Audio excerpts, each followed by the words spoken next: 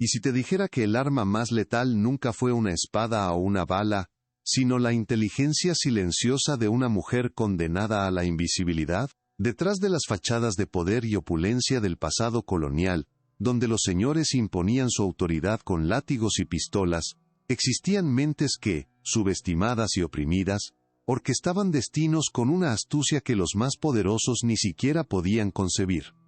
Este no es un cuento de heroísmo en batallas, sino de una venganza tejida en la penumbra de la casa grande, donde los secretos de los opresores se convirtieron en las herramientas de su propia ruina.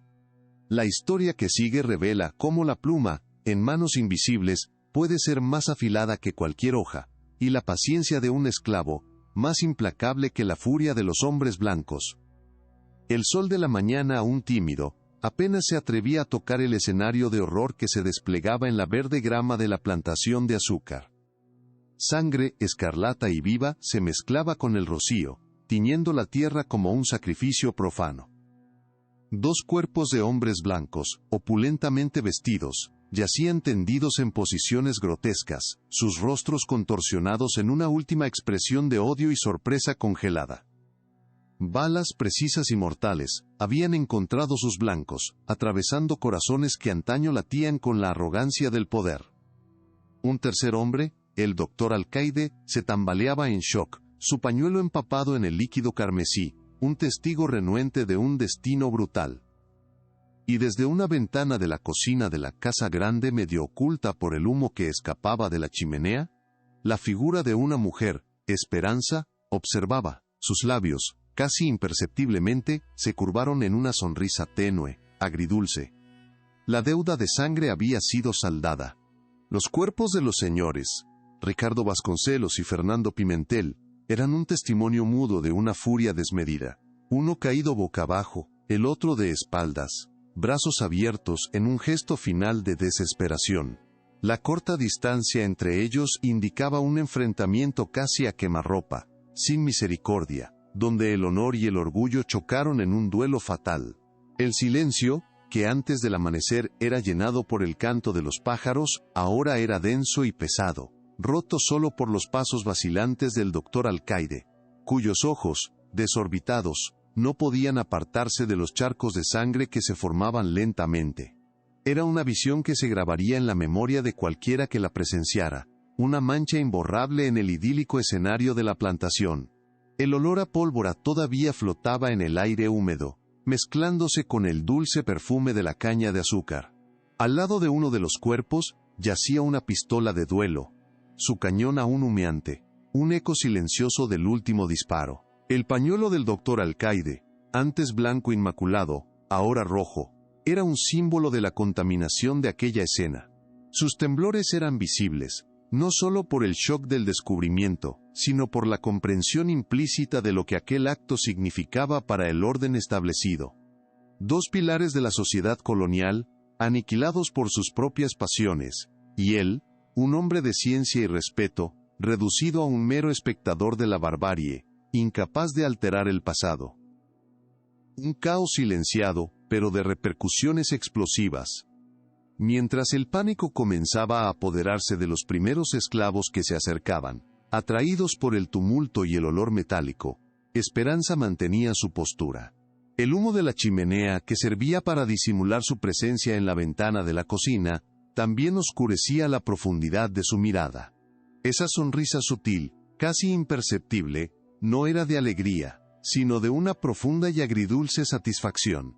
No había euforia en su expresión, solo la quietud de quien presencia el desenlace de un plan largamente cultivado, donde las piezas se movieron exactamente como ella, la invisible cocinera, había orquestado. Su venganza no fue por sus propias manos, sino por la vanidad y furia de los hombres que la subyugaban. Un triunfo silencioso y personal. La escena se desarrollaba en la vasta plantación de los Vasconcelos, una de las mayores y más prósperas propiedades azucareras en los alrededores de Cartagena de Indias. Este lugar, un epicentro de riquezas y poder en el año 1777, era también un escenario de secretos y brutalidades, donde la vida humana se negociaba como mercancía.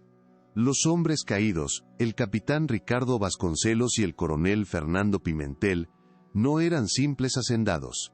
Eran figuras prominentes, pilares de la élite colonial, cuyas vidas estaban intrínsecamente ligadas por lazos de negocios, rivalidad y, ahora, muerte.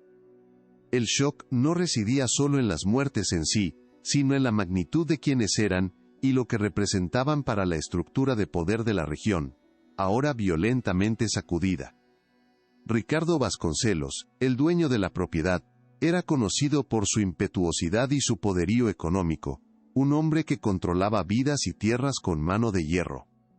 Fernando Pimentel, su rival y vecino, era igualmente influyente, un coronel con conexiones que se extendían hasta el gobierno colonial, famoso por su astucia y su orgullo férreo.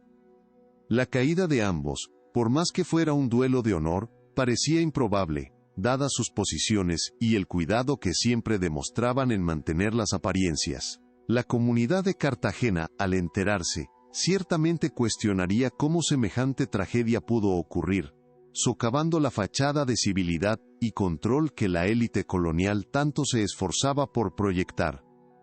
Era la propia estructura de su mundo la que sangraba allí, en la grama rociada de rocío. El mensajero, un joven todavía inexperto, fue el primero en toparse con la escena macabra, su grito de horror rasgando el silencio de la mañana.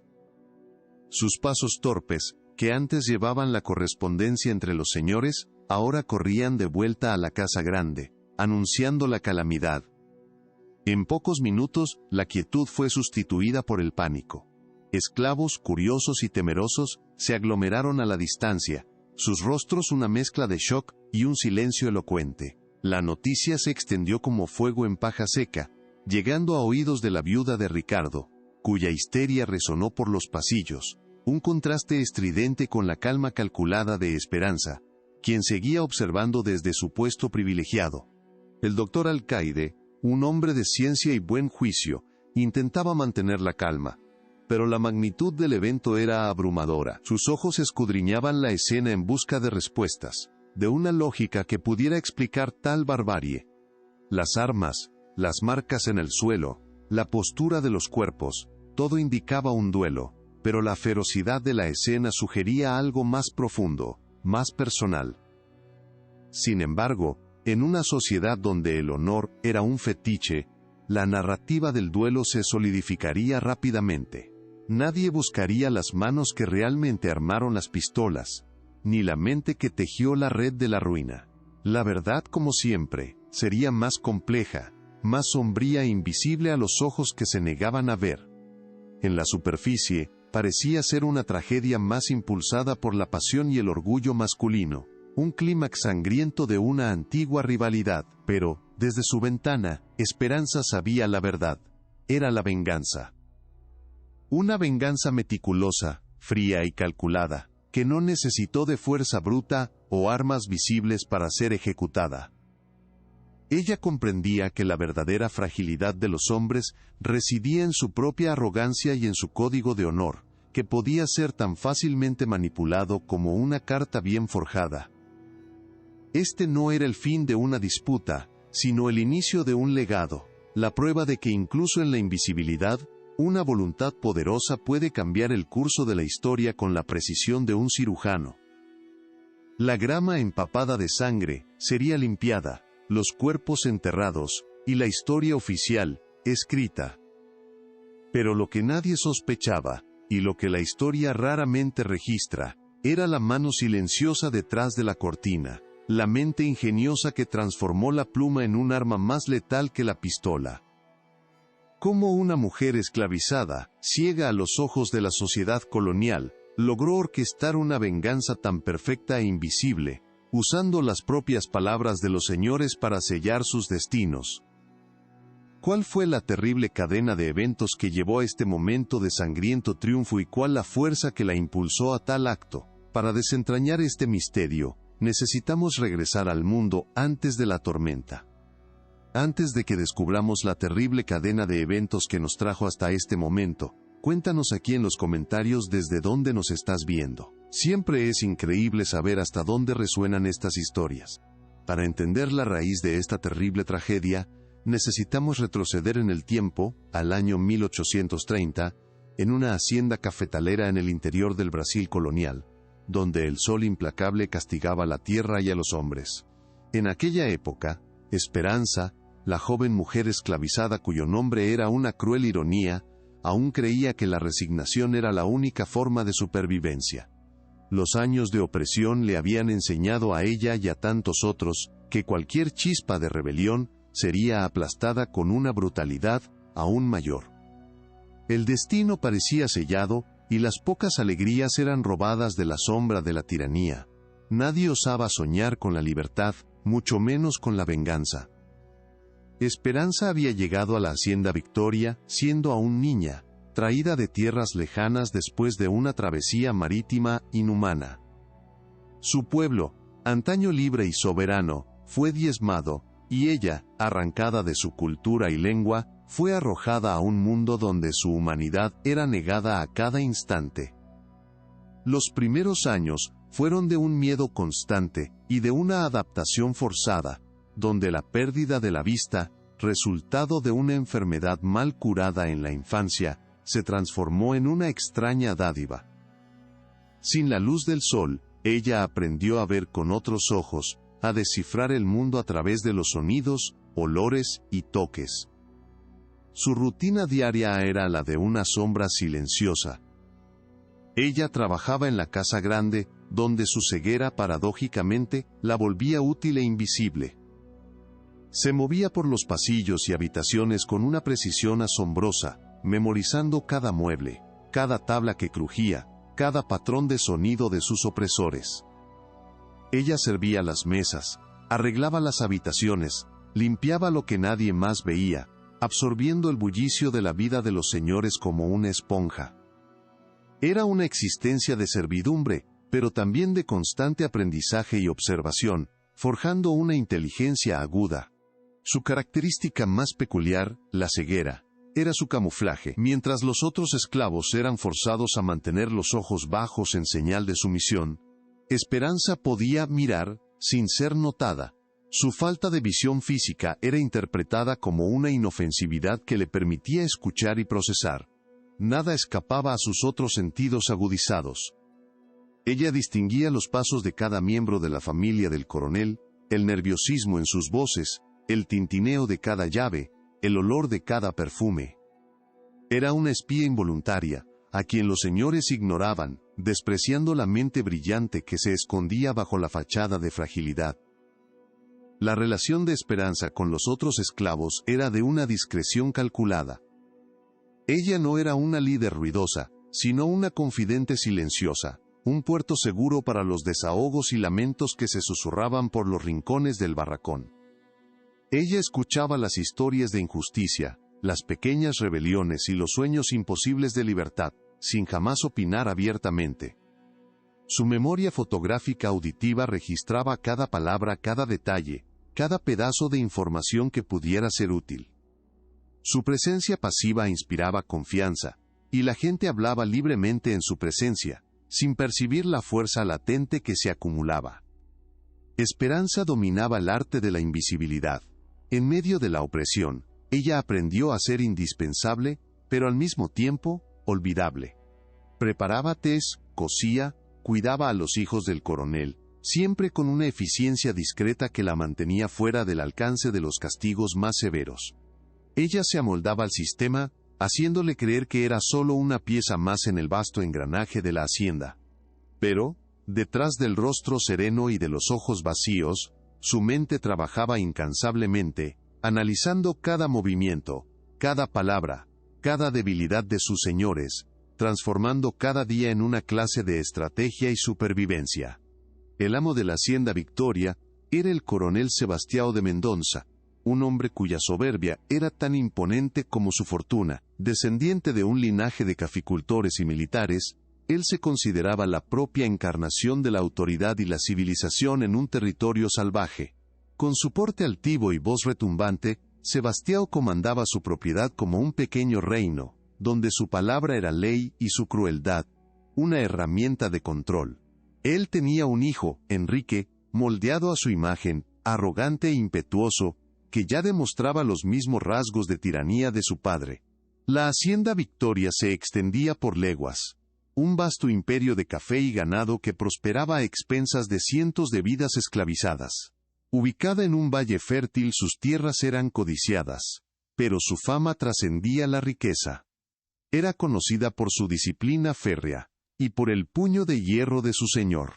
Los barracones, dispuestos en fila, contrastaban con la opulencia de la casa grande, un solar imponente, con balcones y jardines bien cuidados, un símbolo flagrante de la desigualdad que sostenía todo el sistema colonial. La reputación del coronel Sebastián era la de un hombre despiadado, capaz de las mayores atrocidades para mantener su orden. Historias de castigos brutales y muertes por insubordinación se contaban en voz baja por toda la zona, sirviendo como una advertencia escalofriante para cualquiera que se atreviera a desafiar su poder.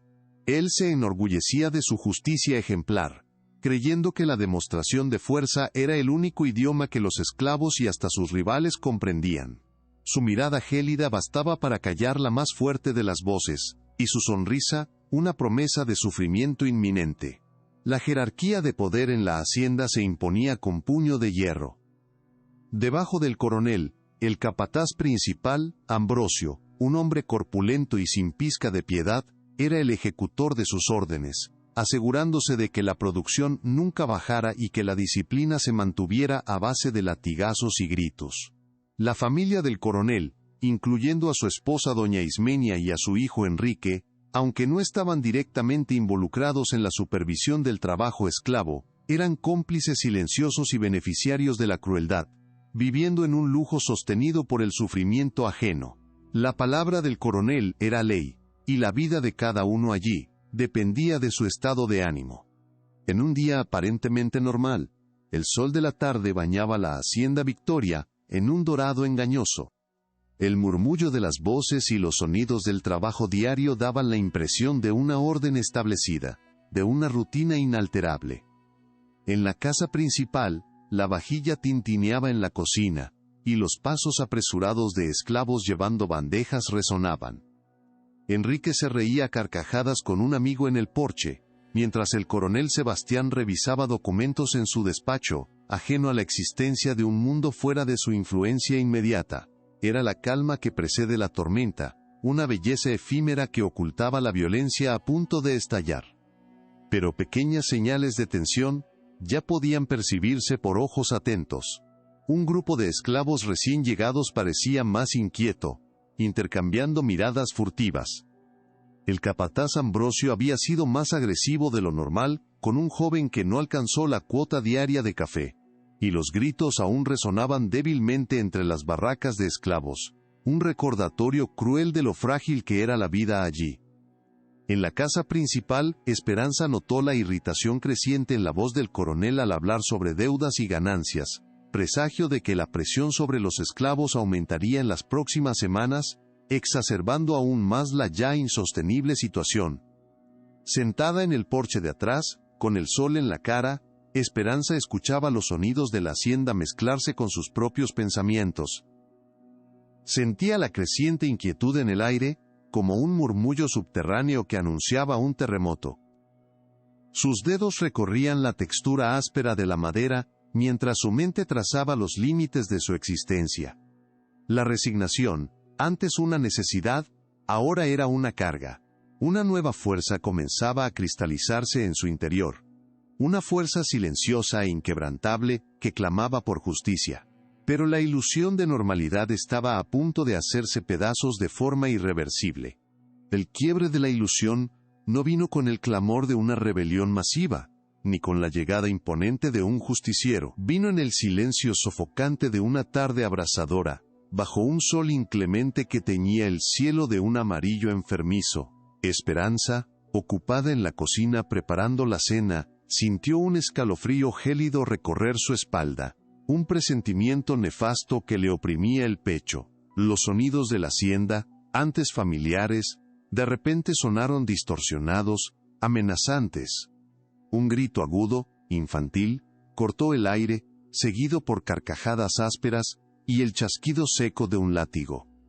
La sangre se le heló en las venas. El momento que cambiaría el curso de su vida para siempre había llegado, y ella sabía, con una certeza visceral, que nada sería como antes. La escena se desarrolló en el patio trasero, donde el joven João, un niño de no más de 10 años que Esperanza consideraba casi como un hijo, había sido sorprendido intentando esconder algunas frutas recogidas del huerto. Enrique, el hijo del coronel, con el capataz Ambrosio a su lado, mostraba una sonrisa cruel, el rostro enrojecido de satisfacción, y por haber tomado de más. «Pequeño ladrón descarado», gruñó Enrique, mientras Ambrosio sujetaba al niño por los brazos. El látigo, una tira de cuero áspero, silbó en el aire antes de descender con fuerza sobre la espalda delgada de João. El grito del muchacho le desgarró el alma a Esperanza, que observaba, paralizada desde la penumbra de la cocina. El olor a sudor y tierra se mezclaba ahora con el olor metálico del miedo, denso en el aire. Esperanza se apretaba las manos contra la boca, sintiendo el sabor amargo de la impotencia en su garganta. Sus ojos, que tanto habían presenciado, ahora registraban cada detalle con una claridad dolorosa. El cuerpo pequeño de João retorciéndose con cada golpe, el polvo levantándose del suelo con el impacto, las venas hinchadas en el cuello de Enrique, distorsionado en un placer sádico. Escuchaba el sonido de la carne desgarrándose, la respiración jadeante del niño convirtiéndose en un débil susurro. La indiferencia en la mirada de Ambrosio era tan letal como la ira de Enrique. Enrique no paró. Cada golpe parecía alimentar una furia insaciable. El látigo seguía cayendo, despiadado, transformando la espalda de João en un lienzo de carne desgarrada y sangre. La visión era un borrón de dolor para Esperanza, pero la claridad de su oído captaba la creciente dificultad de João para respirar, los gemidos que se transformaban en sollozos, y finalmente, en un silencio aterrador. Sentía el pánico subir por su garganta, un grito ahogado que no podía escapar. La crueldad de Enrique era un espectáculo macabro, una exhibición de poder que desgarraba no solo el cuerpo del niño, sino también la última fibra de esperanza en Esperanza. El último golpe resonó con un sonido hueco y definitivo. João cayó al suelo polvoriento, un bulto inerte. El cuerpo no se movió más, solo un temblor final, casi imperceptible, recorrió sus miembros. El silencio que le siguió fue más ensordecedor que cualquier grito. Un vacío brutal donde la vida del niño había existido. Enrique rió, con un sonido ronco y satisfecho, y Ambrosio se aflojó el cinturón, sin siquiera mirar el cuerpo. Para ellos, era solo un esclavo más, una lección. Para Esperanza, era la destrucción de un mundo, el fin de cualquier ilusión de que la pasividad pudiera llevar a la supervivencia.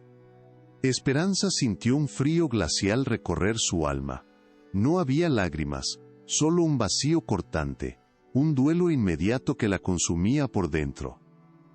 La primera reacción física fue una opresión abrumadora en el pecho, una sensación de que le habían robado el aire.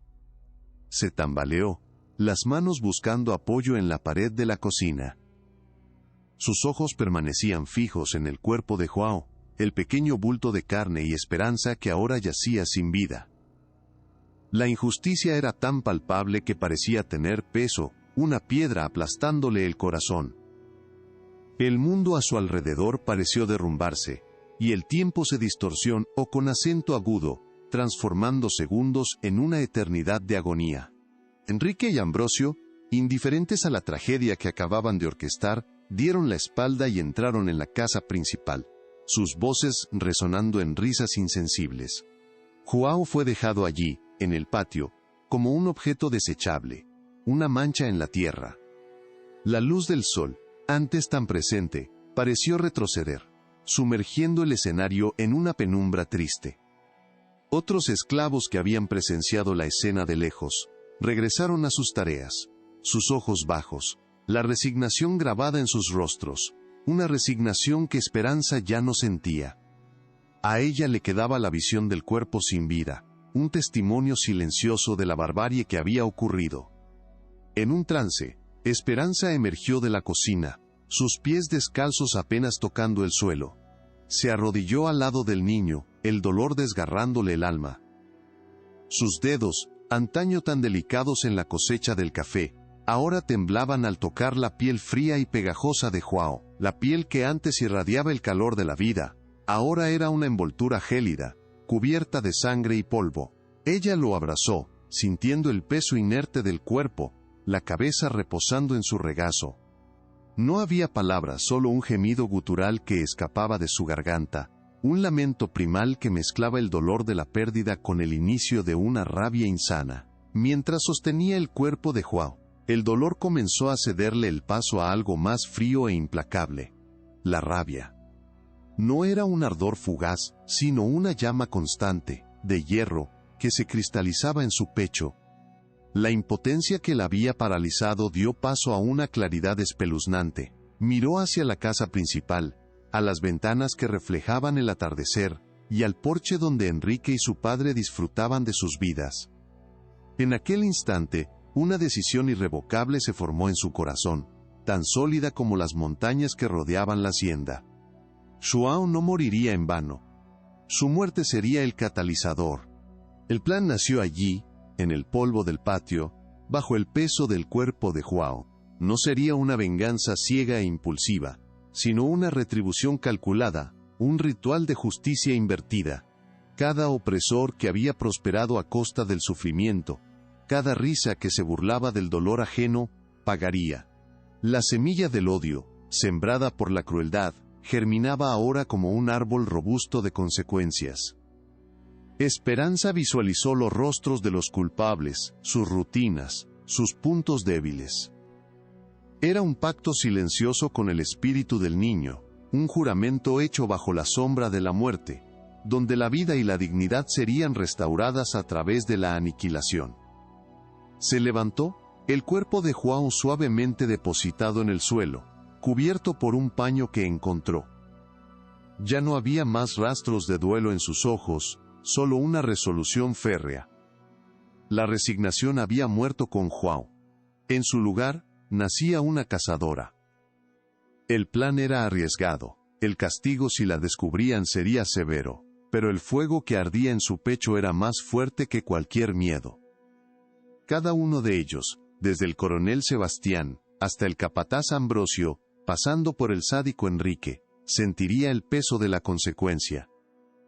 Era una promesa silenciosa, un juramento que el alma de Esperanza le hacía a la memoria del niño, y al grito de todos aquellos que habían sido silenciados. A partir de aquel día, Esperanza se convirtió en una sombra observadora. Su rutina diaria como cocinera, tejedora y sirvienta en la casa principal, se transformó en una oportunidad para recolectar información. Ella memorizaba los pasos apresurados de Enrique, el ritmo lento y pesado del coronel Sebastián, los horarios de las rondas nocturnas de los capataces, especialmente Ambrosio. Los sonidos de la hacienda, antes solo ruidos, se convirtieron en mapas auditivos. El crujido de las puertas, el aullido de los perros, el murmullo de las conversaciones en el porche, el tic-tac distante del reloj de la sala. Cada sonido era una pieza del rompecabezas de su venganza. Su deficiencia del habla irónicamente se convirtió en una ventaja inesperada. Nadie la veía como una amenaza. Su presencia era casi invisible, su silencio, interpretado como sumisión. Eso le permitía circular por la casa principal, por los establos, por las plantaciones, sin despertar sospechas.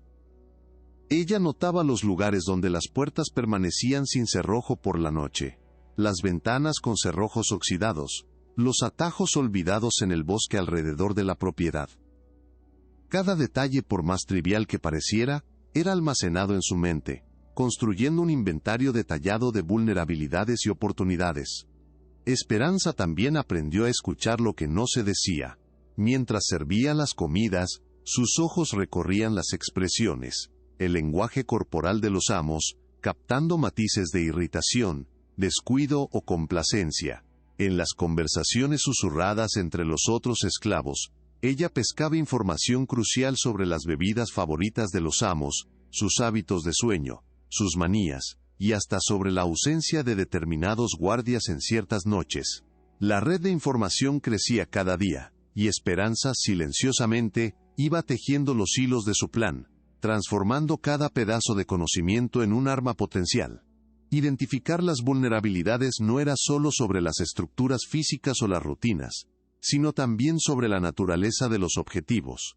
El exceso de confianza de Enrique, su arrogancia y su dependencia del alcohol en las noches de juerga, lo convertían en un objetivo obvio y fácil. El coronel Sebastián, metódico, pero de sueño pesado después de un día de trabajo y cenas abundantes, era predecible. Ambrosio, el capataz, conocido por su brutalidad pero también por su vanidad y por distanciarse de los otros esclavos, presentaba sus propias debilidades. Ella estudiaba la psique de cada uno, preparando el terreno para la invasión que no sería solo física, sino psicológica. La preparación física y mental fue tan metódica como la forma en que recolectaba información. Durante sus tareas de diario, Esperanza transformaba movimientos de todos los días en ejercicios bien sutiles. Vaciar cubetas de agua era su entrenamiento de pesas, amasar pan, un buen ejercicio para fortalecer las manos. Por la noche, en la oscuridad de su barracón, practicaba la respiración controlada para calmar el cuerpo y la mente, visualizando cada paso de su plan. Ella calculaba la fuerza necesaria para doblegar a un hombre, la velocidad de sus movimientos, qué tan efectivo sería un golpe certero. Cada fibra de su ser se entrenaba para el propósito que se venía. Las herramientas serían clave. Lejos de miradas curiosas, Esperanza comenzó a preparar sus instrumentos. Un pedazo de hierro viejo, que afiló meticulosamente contra piedras hasta convertirlo en una hoja rústica y cortante, sería uno de ellos.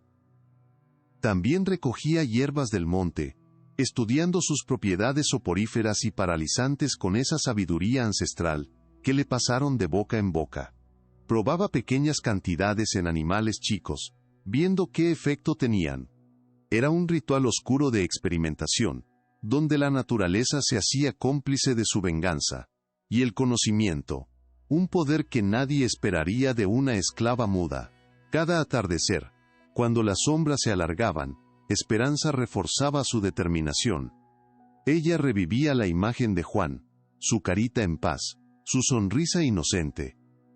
El recuerdo de la brutalidad de Enrique, y la indiferencia de Ambrosio y del coronel, le encendía aún más la determinación. No había espacio para la duda. Los métodos que probaba a escondidas, los movimientos que practicaba en la oscuridad, eran ensayos para la sinfonía de su venganza. Ella visualizaba el éxito, su plan ya hecho realidad, la libertad que vendría con la justicia. Sus sentidos se agudizaban, la oscuridad se hacía su aliada, y el silencio, su arma más poderosa. La prueba final de sus métodos llegó con un ensayo silencioso. En una noche de luna nueva, Esperanza se deslizó por el monte, practicando el camuflaje y el movimiento sigiloso. Usando una de las hierbas en un animal chico, observó su reacción, confirmando el tiempo de acción y la dosis necesaria. Ya no le quedaban dudas sobre la eficacia de sus decisiones. El olor a tierra mojada, el canto de los grillos, el crujir de las hojas bajo sus pies, todo se hizo parte de un ensayo final. La mujer que había muerto con Juan, había resucitado, una entidad fría y calculadora, lista para cumplir su juramento. La oportunidad llegó como un regalo sombrío del destino. Se había organizado una gran fiesta en la hacienda para celebrar el aniversario de bodas del coronel Sebastián, prometiendo una noche de excesos, con mucha comida, bebida y diversión para los señores. Esperanza sabía que esa sería la chance perfecta. Los invitados, los guardias distraídos, el alcohol adormeciendo los sentidos de sus objetivos. La casa grande estaría ruidosa, llena de movimiento, pero también vulnerable. El caos aparente le daría la cobertura ideal para su acción, transformando la celebración en un escenario para su venganza silenciosa. Las semanas antes de la fiesta, Esperanza intensificó sus preparativos. Ella se aseguró de estar trabajando en la casa grande la noche de la celebración, con la excusa de ayudar en la cocina y con el servicio. Puso las herramientas que había preparado en lugares estratégicos y fáciles de alcanzar, escondidas bajo trapos y dentro de baúles viejos. Observó las rutas de escape, los puntos ciegos de la vigilancia, los momentos en que cada uno de sus objetivos estaría más solo o vulnerable. El aire estaba cargado de anticipación, un silencio tenso que solo Esperanza parecía notar. La noche de la fiesta, los últimos detalles ya estaban listos. El corazón de Esperanza latía a un ritmo calmado y constante, sin miedo, lleno solo de una determinación helada. Se puso ropa oscura y discreta, preparándose para mezclarse entre las sombras. Su cuerpo estaba tenso, pero su mente estaba clara, afilada como la navaja que guardaba. Ya no había vuelta atrás. Cada paso, cada movimiento, había sido planeado al detalle. La venganza, que había sido un susurro en su alma, ahora estaba lista para manifestarse en un grito silencioso y devastador. Ahora que el plan está en marcha, quiero saber, ¿tú qué harías en su lugar? Escribe en los comentarios. Me fascina leer cada perspectiva. La noche de la fiesta cubrió la hacienda con un manto de falsa alegría. La luna pálida luchaba por penetrar el denso follaje de los árboles, proyectando sombras danzantes que parecían susurrar secretos ancestrales. Esperanza se movía con la sutileza de una criatura del bosque, sus pies descalzos apenas rozaban el suelo apisonado mientras se acercaba a la casa grande. El aire traía el aroma a comida de fiesta, sudor y una tensión eléctrica que solo ella percibía. Ella observaba la escena con una calma extraña, como un depredador que evalúa a su presa. Cada carcajada que resonaba de los salones era un recordatorio del abismo entre opresores y oprimidos, y de que la hora de la verdad había llegado. El estado mental de Esperanza era una fortaleza impenetrable. Lejos del miedo o la duda, una claridad helada guiaba cada fibra de su ser. No había arrepentimiento, solo la inquebrantable convicción de que su misión era justa e inevitable. Los sonidos de la fiesta, la música estridente, el murmullo de las conversaciones, el tintineo de los vasos, se volvieron una sinfonía distorsionada que camuflaba sus propios movimientos. Ella notaba cómo sus sentidos agudizados por su discapacidad visual, ahora convertidos en una superhabilidad, le permitían navegar por el caos con una precisión que se le escapaba a los fiesteros ebrios y descuidados. La casa grande, iluminada por cientos de velas y lámparas de aceite, irradiaba un brillo engañoso. Cortinas de seda se agitaban con la brisa nocturna, revelando destellos de invitados bailando y brindando. Desde afuera, la oscuridad ofrecía un refugio perfecto. Esperanza se deslizó detrás de un arbusto de jazmín, el perfume dulce y denso casi asfixiante, pero sirviendo como un velo para su presencia. Ella se imaginaba la arquitectura del caserón, la ubicación de las puertas y ventanas, los puntos de entrada y salida de sus objetivos principales, todo mapeado meticulosamente en su mente, gracias a meses de observación silenciosa y discreta. Sus objetivos estaban a la vista, aunque solo por momentos fugaces. El capataz Joaquín, corpulento y ruidoso, bebía sin medida cerca de la entrada de la cocina, riéndose a carcajadas de sus propias bromas. Los hijos del amo, Ricardo y Eduardo, se lucían en el salón principal, cortejando a las jóvenes del vecindario, sus gestos pretenciosos y voces arrogantes fácilmente identificables. El amo, Coronel Almeida, una figura imponente y temida, circulaba entre los invitados más importantes, su risa gutural resonando con la autoridad de quien no conoce límites. Para Esperanza, ella no veía hombres, sino los símbolos andantes del dolor que había jurado extinguir. Las condiciones climáticas conspiraban a su favor. Una brisa constante soplaba, llevando el sonido de la fiesta lejos de ella, pero también trayendo consigo la humedad de la noche, que ayudaba a amortiguar sus pasos. Las nubes, densas y oscuras, cubrían la luna ocasionalmente, sumergiendo la hacienda en una penumbra aún más profunda. Ella sentía la textura de la tierra bajo sus pies, la humedad del rocío en las hojas, cada detalle sensorial alimentando su aguda conciencia del entorno. La atmósfera era pesada, presagiando la tormenta inminente, una metáfora perfecta para el baño de sangre que estaba a punto de desatarse bajo el cielo indiferente. Sus primeras acciones fueron de posicionamiento estratégico. Ella rodeó la casa grande, no como un espectro, sino como una sombra viva, casi imperceptible. Sus oídos captaban los ritmos de la casa, los intervalos entre una canción y otra, los momentos en que el murmullo disminuía, ofreciendo pequeñas ventanas de oportunidad. La veías recoger las herramientas que había preparado. Un cuchillo afilado, robado de la cocina y mejorado. El mango envuelto en un pedazo de tela para mejor agarre. Un frasquito de veneno, destilado de plantas locales con la ayuda de conocimientos ancestrales. Y una cuerda fina, pero resistente, casi invisible en la oscuridad. La tensión crecía con cada latido de su corazón, no por ansiedad, sino en una sincronía pulsante con su propósito. Ella sentía el peso de la historia, el sufrimiento de generaciones, canalizado hacia ese instante. La fiesta seguía, ajena al terror que se acercaba. La risa de los invitados parecía más histérica, la música más desafinada. Esperanza acechaba, una fuerza silenciosa e implacable, esperando el momento exacto para dar inicio a su macabra coreografía.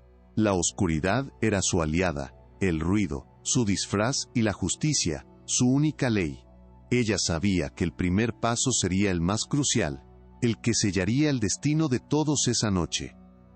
El primer objetivo fue el capataz Joaquín. Momentos antes del ataque, Joaquín se alejó del grupo ruidoso, buscando un respiro en un balcón lateral, encendiendo un puro. Su cuerpo pesado y lento contrastaba con la agilidad felina de Esperanza. Ella notaba cómo la víctima, envuelta en el humo del tabaco y el alcohol, estaba totalmente despreocupada. Un blanco fácil para la furia acumulada. La joven esperó, sumergida en las sombras. El sonido del puro al encenderse era lo único que rompía el silencio entre ellos. Una pequeña llama de vida que pronto se extinguiría. Esperanza actuó con la precisión de una cobra. Ella emergió de las sombras detrás de Joaquín, con la cuerda fina en sus manos. El sonido ahogado del lazo apretándose alrededor del cuello del capataz fue casi inaudible en medio del bullicio de la fiesta. Joaquín apenas tuvo tiempo de soltar un gruñido, con los ojos desorbitados por el shock y el terror. Ella sentía el temblor del hombre, la desesperación creciendo mientras el oxígeno era cortado sin piedad. El cuchillo con el mango envuelto estaba ahora en su otra mano, listo para sellar el destino del opresor de una vez por todas, asegurándose de que ningún sonido se propagara. El método era brutalmente efectivo. Mientras Joaquín luchaba por respirar, Esperanza usó el cuchillo para perforar el costado de su abdomen, alcanzando un órgano vital con una precisión quirúrgica que había aprendido cazando y matando animales en el monte. La sangre tibia y pegajosa brotó sobre sus manos, pero ella no titubeó. Ella sentía el calor viscoso, un recordatorio del acto irreparable. El capataz se tambaleó, sus fuerzas se le agotaban rápido, el puro cayó de sus dedos flácidos al suelo, donde se apagó lentamente, como la vida que se desvanecía. La reacción inicial de Joaquín fue un intento desesperado por liberarse, sus brazos fuertes forcejeando contra la cuerda y la hoja. Sin embargo, la sorpresa y el dolor agudo lo debilitaron rápido. Sus ojos, antes llenos de burla y crueldad, ahora mostraban una expresión de puro pavor, un miedo primario ante la muerte inminente. Ella percibía la ironía de que el hombre que había impuesto tanto dolor, ahora sentía una ínfima parte del sufrimiento que él mismo había causado. Esperanza lo mantuvo firme, la fuerza de su rabia y determinación, superando la resistencia final del capataz. La acción se desarrolló de forma contenida, casi como un ballet de sombras. Esperanza arrastró a Joaquín hacia la oscuridad bajo el balcón, para que su cuerpo colapsado no fuera visto por los invitados. Ella sabía que necesitaba tiempo, y un descubrimiento prematuro lo arruinaría todo. Ella observaba la frialdad de Esperanza, la forma en que calculaba cada movimiento, cada tirón de la cuerda, cada presión del cuchillo. La luz de las velas de la fiesta, ahora distante, parecía burlona en su indiferencia a la tragedia que se desarrollaba en su perímetro, un contraste impactante entre la vida y la muerte. Esperanza controló la situación con una maestría impresionante. Ella usó el peso del cuerpo de Joaquín en su contra, asegurándose de que no pudiera gritar o hacer ruidos fuertes que alertaran a los demás. El proceso fue rápido, eficiente. Ella notaba la ausencia de pánico en ella, su respiración calma y profunda, un testimonio de su determinación y del tiempo que le dedicó a la planificación. No había espacio para la duda, solo la materialización de un objetivo que había sido forjado en el dolor y el sufrimiento más profundos, un ritual oscuro que necesitaba completarse para traer la paz. No hubo resistencia, solo el último aliento. Cuando Joaquín por fin se rindió, su cuerpo se volvió un peso inerte. Esperanza lo recostó suavemente en la tierra húmeda, bajo los arbustos, asegurándose de que quedara bien escondido. El silencio que siguió a su muerte fue pesado, pero para ella, era el sonido de la justicia, empezando a cobrar. Él entendía que la ausencia de testigos era crucial. La sangre en el suelo fue absorbida rápidamente por la tierra, dejando apenas un olor metálico en el aire, un recordatorio sombrío de lo que acababa de suceder, imperceptible para los demás. La culminación del primer acto fue el punto sin retorno. El cuerpo de Joaquín yacía, una víctima silenciosa de la furia contenida de Esperanza. Ella limpió la hoja del cuchillo en su propia ropa. La sangre seca, marcando la tela oscura como una insignia de su promesa. Él percibía el cambio en su mirada, ahora aún más enfocada y determinada, desprovista de cualquier rastro de humanidad que pudiera hacerla titubear. La venganza había comenzado, y el sabor agridulce de la primera victoria la impulsaba hacia el siguiente paso de su camino implacable, sin dar cabida a ningún sentimiento. El estado emocional de Esperanza durante el acto fue un misterio. No hubo triunfo exultante ni desesperación, solo una fría ejecución de una tarea. El dolor del pasado había endurecido su alma, transformándola en una herramienta de retribución. Él veía la ausencia de cualquier temblor en sus manos, la firmeza de su semblante, la concentración absoluta. Cada nervio, cada músculo, estaba volcado en la conclusión de su penitencia. Ella estaba más allá del juicio, más allá de la moralidad humana, impulsada por una fuerza mayor que la llevaba a cumplir su promesa de sangre, una promesa que exigía un precio alto. El momento después del primer acto estuvo marcado por una breve pausa, un reajuste de su plan. Esperanza respiró hondo, absorbiendo la atmósfera de la noche. El asesinato de Joaquín fue un preludio, una advertencia silenciosa. Él entendía que ella necesitaba moverse con rapidez y eficiencia, antes de que la desaparición del capataz fuera notada. La fiesta continuaba su rumbo bullicioso, los invitados bailando en su ignorancia. Esperanza, ahora más que nunca, era una sombra entre ellos, una personificación de la venganza que se deslizaba sigilosamente para cobrar las otras vidas marcadas en su lista. El próximo objetivo era Ricardo, el hijo menor e impulsivo del coronel. Esperanza lo observó de lejos, mientras él se jactaba con un grupo de amigos en la terraza trasera, alejado del salón principal. Ricardo, visiblemente ebrio, se apartó del grupo para aliviarse en un rincón oscuro. Esa fue la señal. Él notaba la ironía de que el exceso de autoconfianza y la falta de disciplina del joven serían su propia perdición. La noche, cómplice, tragaba los contornos de Esperanza, haciéndola parte de la propia oscuridad, una amenaza que los opresores jamás vieron venir. Esperanza se acercó a Ricardo con la ligereza de una pluma, sus pasos amortiguados por el aullido del viento entre los árboles y el sonido lejano de la música.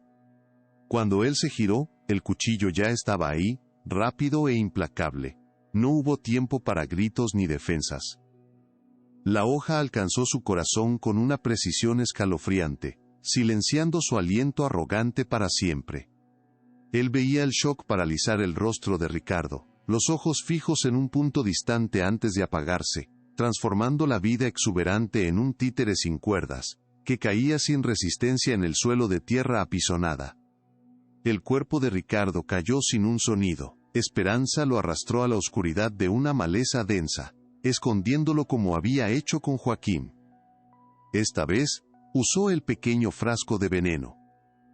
Abrió la boca del joven y vertió el líquido, asegurándose de que cualquiera que lo tocara o investigara su cuerpo sentiría la amenaza invisible. Él observaba la astucia de ella, la forma en que no dejaba nada al azar, creando una capa extra de protección y misterio para sus actos. La venganza de Esperanza no era solo mortal, era inteligente, calculada para confundir y aterrorizar a los que quedaban. Mientras el cuerpo de Ricardo se enfriaba en la oscuridad, Esperanza se movió hacia su tercer objetivo, Eduardo. El hermano mayor de Ricardo era más astuto, siempre atento a los detalles, y por eso, más peligroso. Eduardo estaba dentro de la casa, cerca de la bodega, supervisando la distribución del vino. Ella sabía que necesitaría una estrategia diferente para él. Algo que lo aislara completamente del flujo de invitados y sirvientes.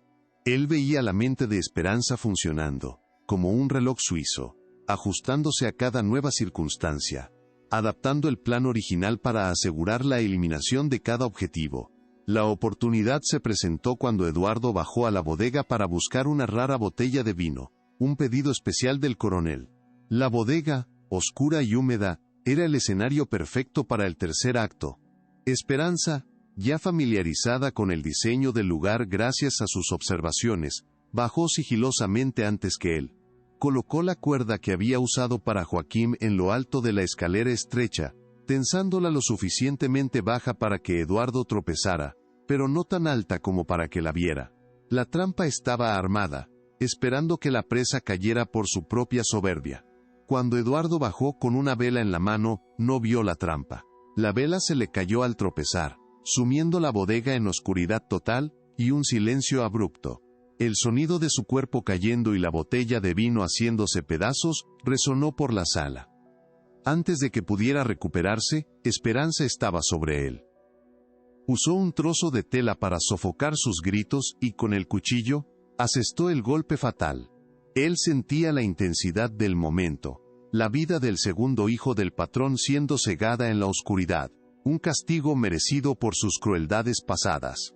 El cuerpo de Eduardo fue dejado en la bodega, entre las botellas rotas, una advertencia para cualquiera que se atreviera a bajar.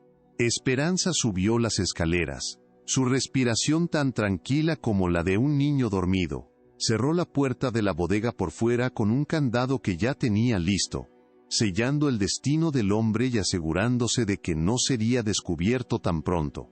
Él entendía que la bodega sería un mausoleo sombrío, guardando el secreto de aquella noche hasta que la luz de la mañana revelara el horror. La precisión y la crueldad de los actos de Esperanza eran un testimonio de la profundidad de su dolor. El último y principal objetivo era el propio patrón, Coronel Almeida. Con cada muerte, la audacia de Esperanza crecía, alimentada por la certeza de que la venganza era su única liberación. Ella lo observaba en el salón principal, el centro de su red de poder y opresión. El coronel estaba más apartado, charlando con un grupo de hombres mayores, pero aún rodeado. Ella sabía que un acercamiento directo sería suicidio. La astucia sería su mayor baza, convirtiendo la fuerza del opresor en su propia vulnerabilidad, usando sus hábitos para tender la última y más letal trampa. Esperanza esperó. Sabía que el coronel tenía la costumbre de retirarse a su oficina privada alrededor de la medianoche, para un último trago de whisky y para revisar los papeles de la hacienda. Ese era su único momento de vulnerabilidad solitaria. Ella se posicionó cerca de la entrada de la oficina, un frasco pequeño de éter en mano, conseguido en secreto de una de las sirvientas, bajo el pretexto de un dolor de cabeza insoportable. La puerta se abrió, el coronel entró, ajeno a la sombra que lo esperaba. Él no veía la muerte al acecho, solo el confort de su rutina. Cuando el coronel Almeida entró en la oficina, Esperanza lo siguió rápidamente, cerrando la puerta silenciosamente a sus espaldas.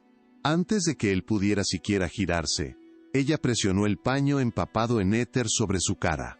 El olor fuerte y dulce invadió el aire, y el coronel luchó, pero la edad y el alcohol habían disminuido sus reflejos. Se tambaleó, sus manos agarrando el aire antes de caer inconsciente. Él notaba el momento crucial, la presa más poderosa ahora indefensa, a merced de la mujer a la que él había tratado como menos que nada. La venganza sería dulce, y la caída del tirano, inevitable. El último acto fue el más simbólico y cargado de emoción.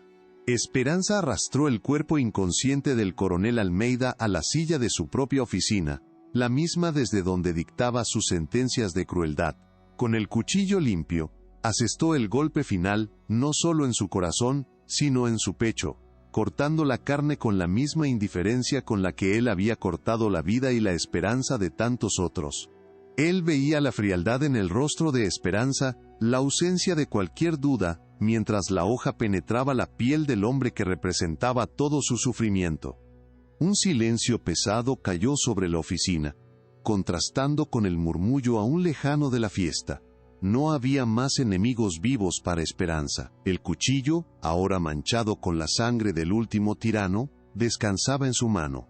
Se sentía el peso de ese silencio, la quietud que seguía a la tormenta de violencia, un momento de catarsis y desolación. Esperanza observó el cuerpo del coronel, sus ojos sin vida fijos en el techo, como si cuestionaran el destino que lo había alcanzado.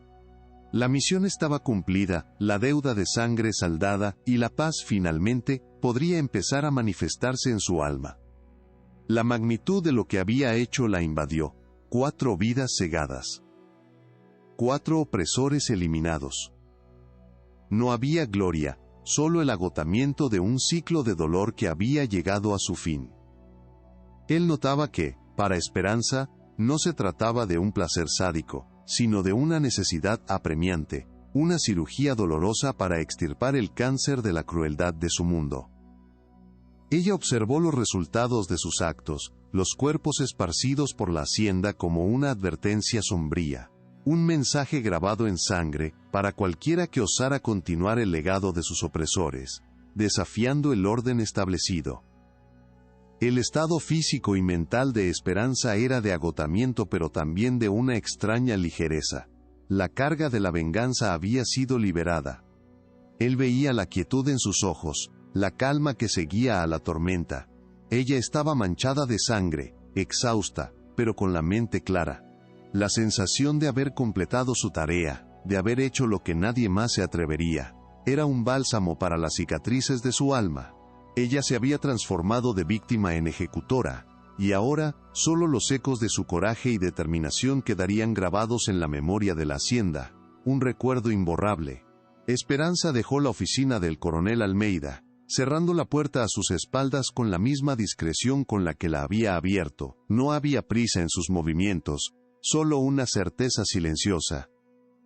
Ella se movió por la casa grande, ahora un lugar de fiesta para los ignorantes, un sepulcro para los opresores. Él observaba cómo ella se mezclaba con las sombras, imperceptible. Un fantasma entre los vivos, la consumación de su obra macabra. Sus pies descalzos llevaban el peso de su venganza, pero su alma, ahora, empezaba a respirar un aire de libertad que nunca antes había conocido, un aire de justicia brutal e inevitable. No dejó rastro. Limpió la sangre de sus manos y rostro con el agua de una fuente afuera, usando las hojas para disimular el olor a metal. Regresó a la cocina, como si nada hubiera pasado, retomando su posición discreta entre los demás sirvientes. El retorno a la normalidad fue el golpe maestro final de Esperanza, la prueba de su inteligencia y sangre fría. Él sabía que el sol no tardaría en salir, revelando la carnicería, pero nadie sospecharía de la esclava silenciosa y ciega que se movía entre ellos, la verdadera arquitecta de ese baño de sangre. La leyenda estaba a punto de nacer. El sol de la mañana apenas asomaba sus primeros rayos sobre la hacienda Santa Cruz, cuando el grito del capataz resonó por los campos, rompiendo la calma engañosa. El hombre, acostumbrado a mandar y a sembrar el terror, ahora emitía un sonido de puro espanto. Había descubierto los cuerpos en la oficina del coronel, una escena tan macabra que era difícil de procesar. El olor a sangre aún impregnaba el aire, denso y con un dejo metálico. mezclado con el aroma a pólvora y a miedo. Sus ojos, desencajados por el horror, apenas podían asimilar la masacre. El coronel Almeida, su hijo, y los capataces yacían sin vida, sus rostros congelados en gestos de pavor.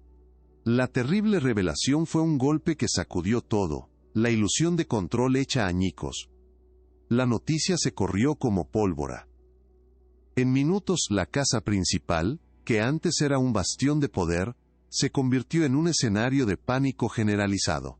Los otros capataces y sirvientes corrían de aquí para allá, sus rostros pálidos, las voces ahogadas por la incredulidad y el terror. Algunos intentaban asimilar la imagen de los cuerpos, otros simplemente se alejaban, vomitando. El murmullo de voces asustadas llenó el silencio que el miedo solía imponer, transformando el espacio en un caos inenarrable. Era imposible concebir quién podría haber cometido semejante atrocidad en una fortaleza tan resguardada.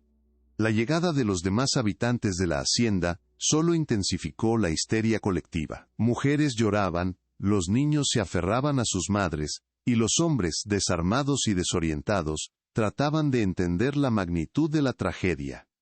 Los cuerpos, esparcidos de forma tan brutal, contaban una historia de violencia implacable y fría determinación. Él observaba la escena, notando cómo el miedo transformaba las caras de todos, incluso las de los más crueles. El orden establecido había sido hecho polvo. La hacienda, que un día fue símbolo de poder, ahora exudaba un aura de vulnerabilidad y terror. Nadie se atrevía a tocar a los muertos. Los rostros de horror, las heridas abiertas, el desorden de los muebles, todo indicaba una lucha desesperada.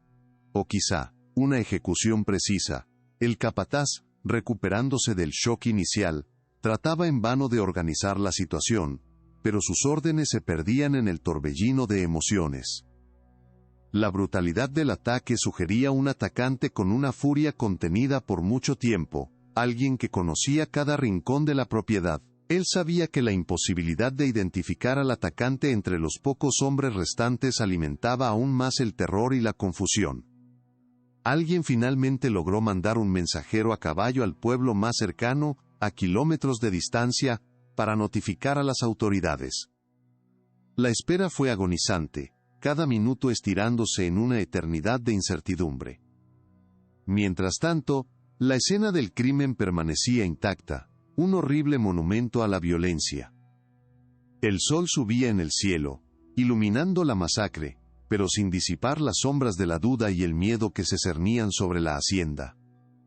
Él reflexionaba sobre la ironía de cómo la luz del día podía ser tan implacable como la oscuridad de la noche. Cuando los soldados y el alguacil finalmente llegaron, horas después, encontraron una escena de desolación y pánico. La investigación arrancó de forma desorganizada, con los pocos recursos disponibles.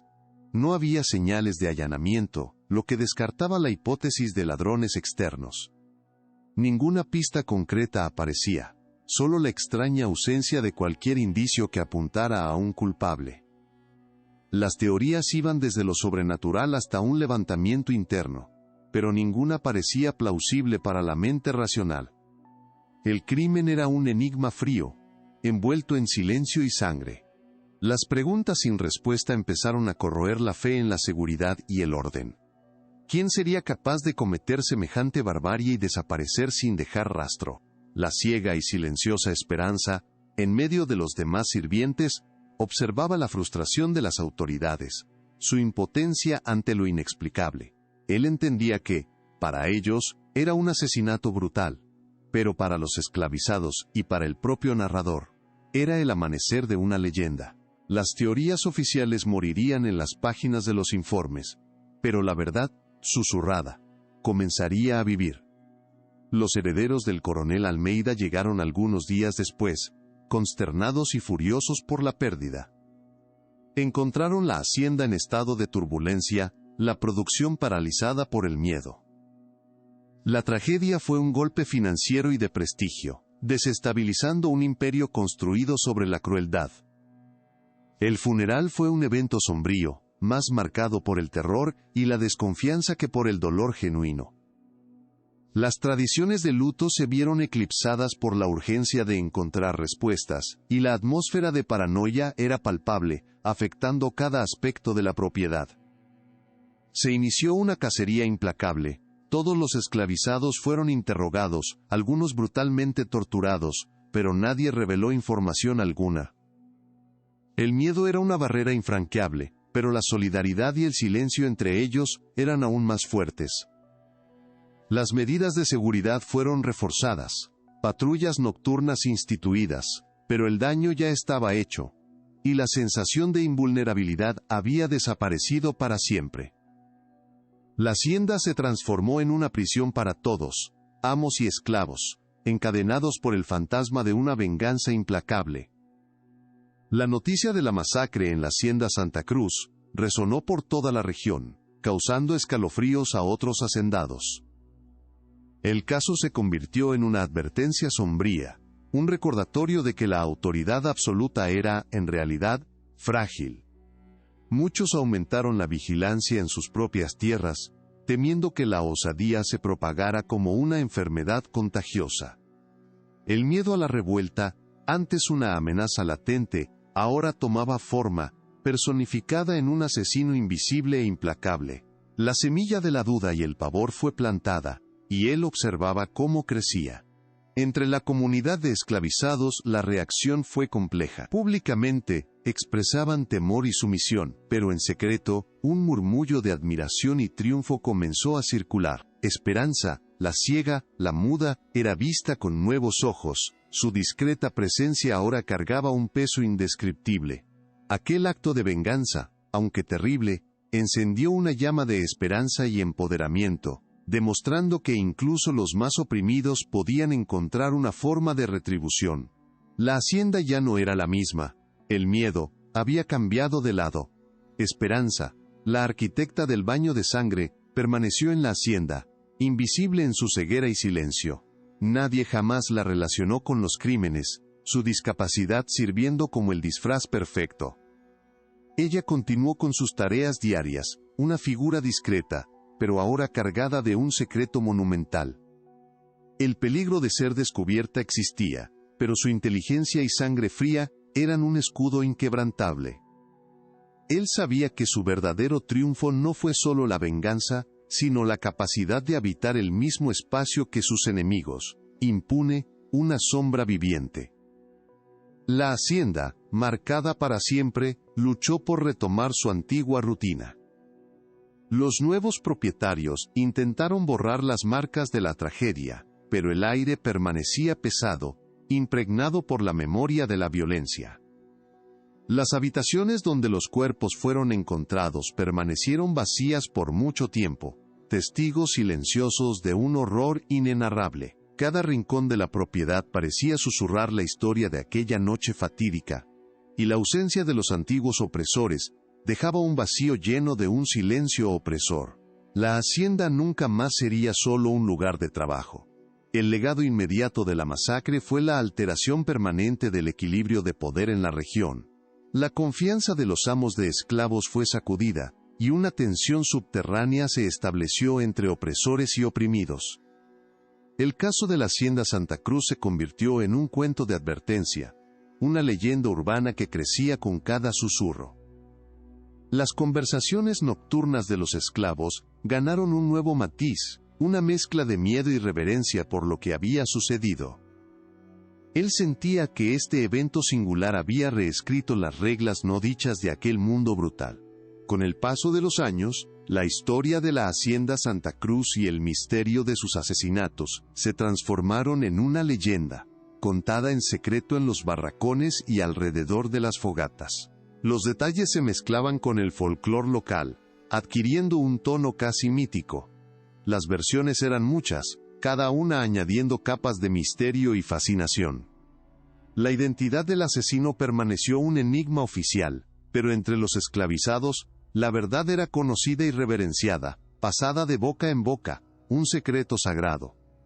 Esperanza, la ciega, la mujer silenciosa de la que nadie sospechaba, se convirtió en la figura central de esta leyenda. Su discapacidad, antes un símbolo de vulnerabilidad, fue resignificada, transformándola en una fuerza sobrenatural. Decían que sus ojos, aunque ciegos a la luz del mundo, veían la oscuridad de los corazones de los opresores. Su historia creció, inspirando miedo en los poderosos y esperanza en los sin voz, una heroína improbable, forjada en el dolor y en una determinación inquebrantable. Fue llamada la sombra de la venganza, la mujer que veía sin ojos, y más tarde, simplemente, la justiciera silenciosa. El nombre Esperanza, irónicamente, se convirtió en un faro para los oprimidos. Las historias sobre ella eran un potente recordatorio de que la opresión, por más absoluta que pareciera, podía ser desafiada. Su leyenda se infiltró en las canciones de trabajo, en los cuentos de cuna y en las oraciones secretas, convirtiéndose en un símbolo de resistencia pasiva y ocasionalmente activa. Para los terratenientes, la leyenda de Esperanza era un espectro aterrador, una advertencia viva de que el precio de la crueldad podía pagarse con sangre. Para los esclavizados, ella era un faro, un susurro de que la libertad, aunque invisible, era un ideal posible, forjado a través del sacrificio y la valentía. Él veía cómo la dualidad de su figura se solidificaba, un espejo que reflejaba los miedos y las aspiraciones de una sociedad fracturada.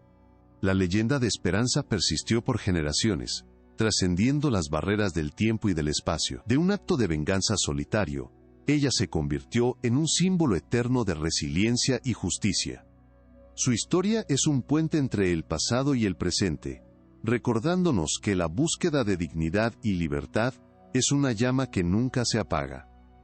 Él sabía que la historia de ella, en su brutalidad y belleza, continuaría siendo contada, un legado inmortal de una mujer que osó desafiar lo imposible. Si esta historia de justicia y sus consecuencias también te conmovió, no te la quedes para ti solo. Y así, la Hacienda Santa Cruz, un día escenario de opresión y muerte, permanece en la memoria como la cuna de una leyenda que resuena hasta el día de hoy. La historia de Esperanza no es solo un cuento de venganza, sino un testimonio de la fuerza inquebrantable del espíritu humano frente a la adversidad más sombría.